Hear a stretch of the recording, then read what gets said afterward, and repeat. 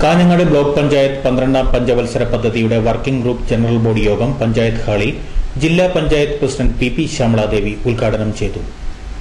നമുക്കറിയാം, പഞ്ചായത്തിന്റെ നിർവഹണ ഉദ്യോഗസ്ഥർ പ്രോജക്റ്റുകൾ തയ്യാറാക്കി അത് ടാഗ് പരിശോധിച്ച് DLTAG പരിശോധിച്ച് DPCയും പരിശോധിച്ചാണ് പഞ്ചായത്തുകൾ പദ്ധതികൾ ഇതുവരെ നിർവഹിച്ചുകൊണ്ടിരുന്നത്.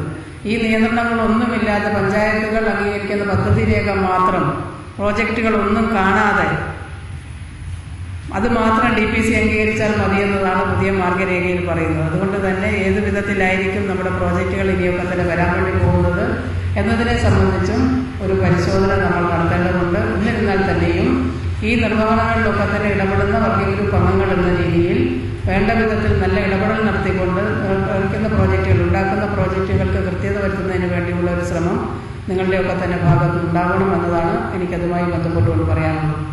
കാഞ്ഞങ്ങാട് ബ്ലോക്ക് പഞ്ചായത്ത് ഹാളിൽ നടന്ന ചടങ്ങിൽ കൃഷ്ണൻ അധ്യക്ഷത വഹിച്ചു. യമുന, സുനു, ഗംഗാധരൻ, രാജൻ, അഹമ്മദ് ഷാഫി എന്നിവർ സംസാരിച്ചു.